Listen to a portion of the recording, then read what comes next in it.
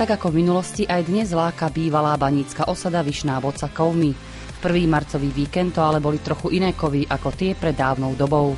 Tradičný lyžiarsky sviatok na svahoch skicentra Bačová Roveň, Veľká cena Barbory nad dedinkou Vyšná Boca pridal do svojej histórie ďalší rok.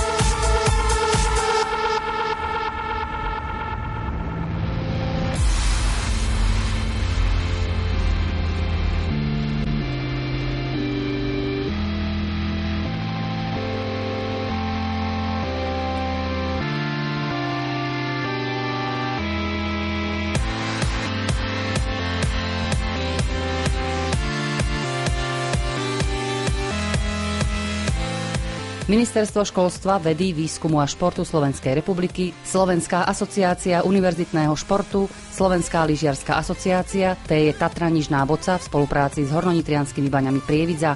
To sú hlavní organizátori tohto podujatia.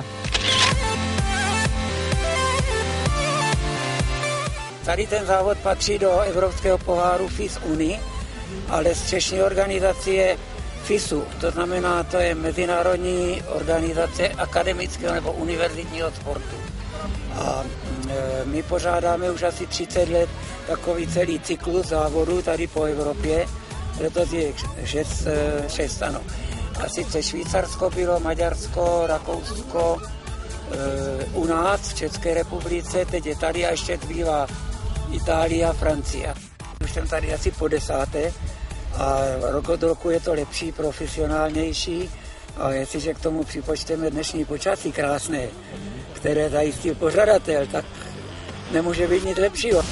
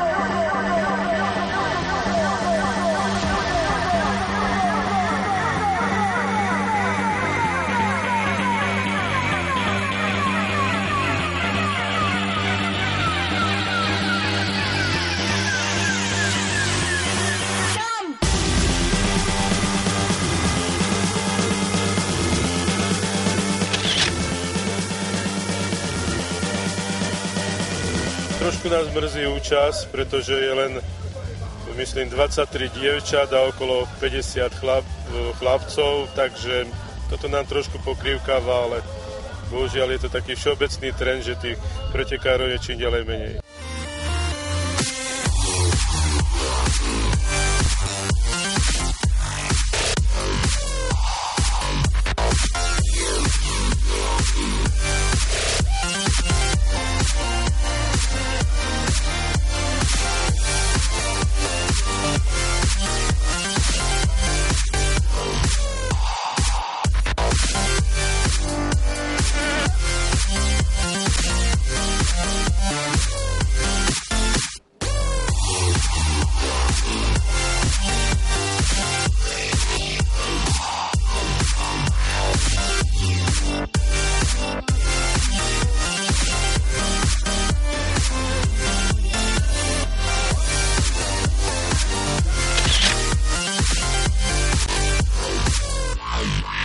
My už patríme túto k inventáru tohoto strediska, už dobrých 11 rokov sem chodíme a ponúkame túto prievické primátorky z mesiactva Úborku, gulašík, varené vínko a dobrú atmosféru. Počasie praje ako frčí. Počasie nám dneska praje, o týždeň nám neprialo, sme tu pekne zmrzli, ale hudba tá robí náladu pre všetkých, takže dúfam, že sú všetci spokojní. Ešte takú zaujímavosť, je tu Handovské sú bane, Prievické sú primátorky a sme v Boci. Áno, my sme takí pestrí, my tu máme všetko, aj máme aj vodku, aj viete skade. No nie, to patrí, Boci patrí, to musí byť. Áno, my tu máme proste, my sa snažíme, aby tu bola dobrá atmosféra.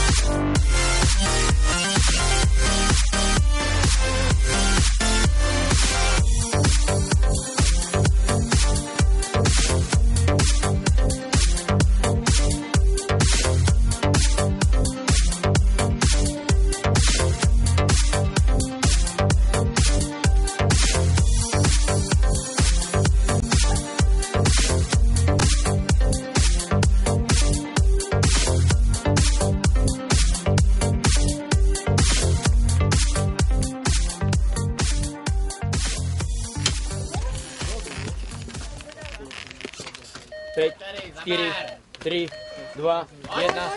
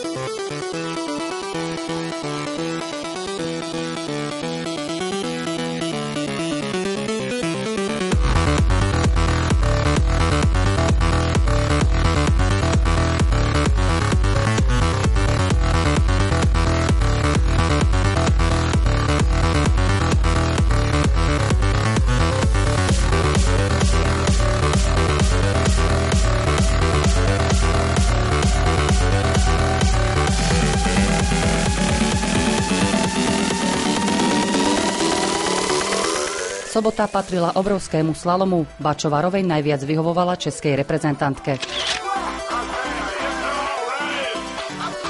Po prvním kole jsem byla první, takže jsem byla moc spokojená a druhý kolo bylo náročný v tom, že to bylo asi o 6 vteřin ještě delší než první kolo, takže jsem už jako byla dost unavená před cílem a trať nebyla úplně v dobrém stavu a jsem ráda, že jsem vyhrála. Mně se tady moc líbí, jsem tady po třetí a vždycky se sem ráda vracím. Ještě jak změnili tady tu sjezdovku, jak ji rozšířili, tak je to tady báječný. A báječná atmosféra.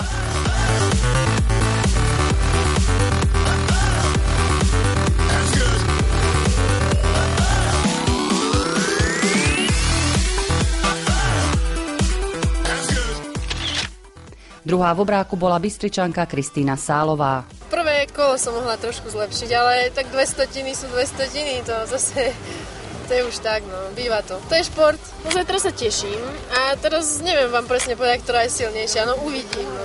Jazde sa mi aj obrák, aj slalom sa mi jazde celkom dobre, tak dúfam, že to aj zajtra vyjde.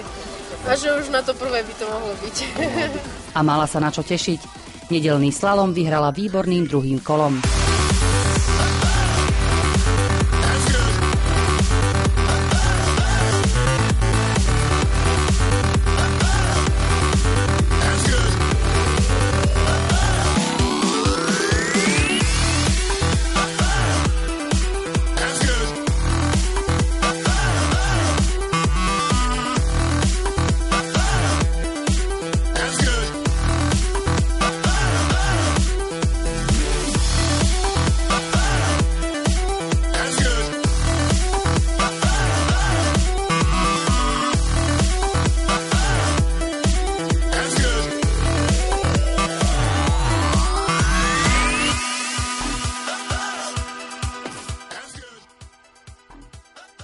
Mužským víťazom sa stal slovenský reprezentant, bystrický študent, rodák zo Svitu Vladimír Siráň.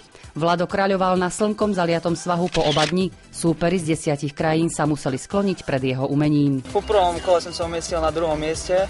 Z jazdou som nebol až tak spokojný, išiel som viac menej na istotu. A druhé kolo už som do toho dal vlastne všetko, no a vyšlo to.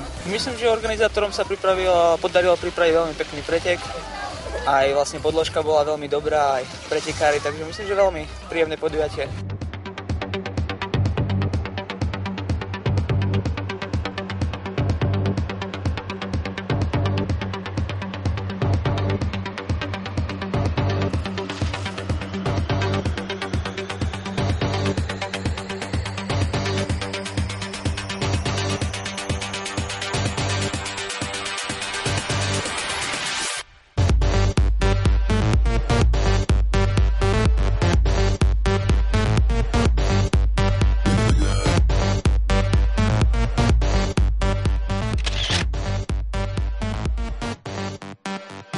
Organizátor ako každý rok určite pripravil, by som povedal, fantastické preteky, pretože vždy, aj keď nie je tak ideálne počasie ako teraz, tak tá úroveň je stále rovnaká, aby sme si hľadali vysoká. Snažíme sa a verím, že budeme podporení aj ministerstvom školstva vytvoriť centra športovej prípravy, a nie len v kolektívnych športoch, ale samozrejme aj v individuálnych športoch. To znamená, že budeme sa snažiť aj v zjazdovom lyžovaní, keď hovoríme teraz o zjazdovom lyžovaní, podporiť samozrejme aj zjazdové lyžovanie, aby tam bolo čo najviac pretekárov. Ja som spokojný maximálne, pretože vyšlo nám počasie, trate boli perfektné.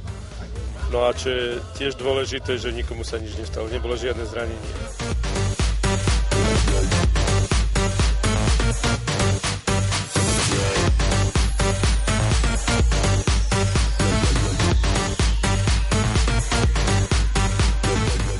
Vydarený víkend končí, život v Boci aj vďaka športovým, ale aj rekreačným aktivitám skicentra Bačova Roveň pokračuje. Je to veľkým prínosom pre našu obec, zviditeľnenie obce, že tu máme takéto super stredisko a samozrejme tešíme sa veľkej návštevnosti. Spolupráca s Hormonitianskými baňami je veľmi dobrá, môžem povedať, naozaj sú to veľmi korektné vzťahy, sú nápomocní obci. Jednak my máme z tohto subjektu prínos na daní z ubytovania dosť veľký. a po druhej stránke akékoľvek akcie, ktoré obec realizuje v rámci svojej obce, tak sú ochotní pri všetkom vypomôcť obci.